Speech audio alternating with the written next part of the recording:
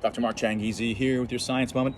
Today I'm going to talk about gang culture and censorship and some kinds of similarities that you may not have ever noticed before. So when I mention gang culture, one of the things that's true about gang culture and also hyperinflation, let's start with gang culture.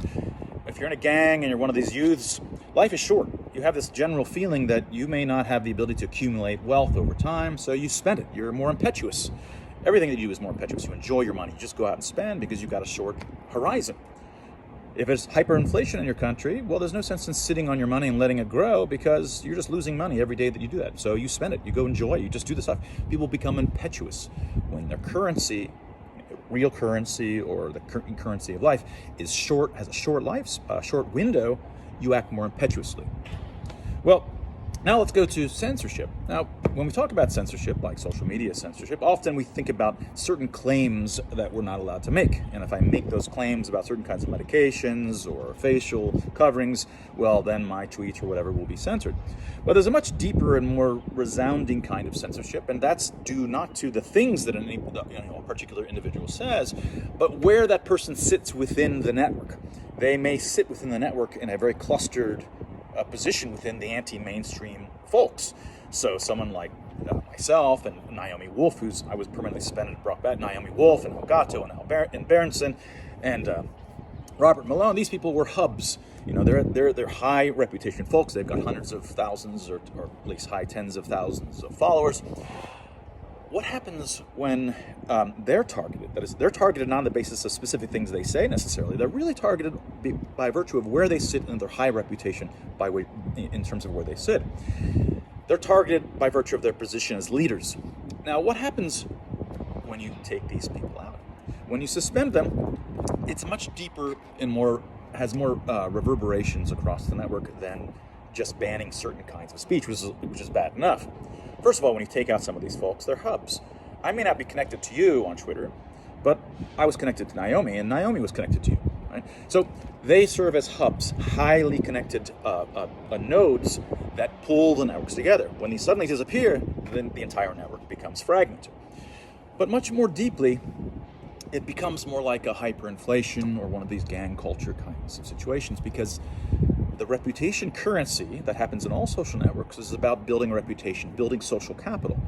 Over time, I say things, I have disagreements with you, and I turn out to be right more often than not, let's say, so I rise in reputation. And if I'm trash talky and it turns out I'm wrong and a blowhard, then I lose reputation and I fall.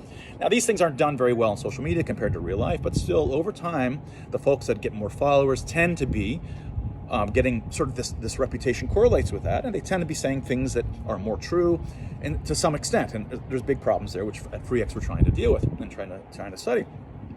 But when you take out these folks, well, suddenly it's like, well, they have thereby devalued the currency that you are working with, the reputation currency that you're working with. You might say to yourself, look, I'm never going to get suspended because I'm always careful with what I say, so I'm not being affected. No, you're being affected.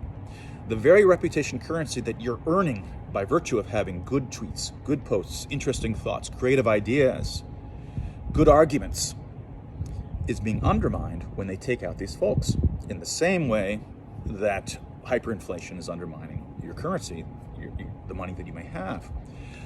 Why should I sit there and build and be very careful and be a very careful person, very reasoned, and be a nice person to discuss with if I think that, well, no, I'm any moment there's a coin flip and I might just be permanently suspended from Twitter, or all my videos pulled down from YouTube, or Facebook's censoring or shadow banning me.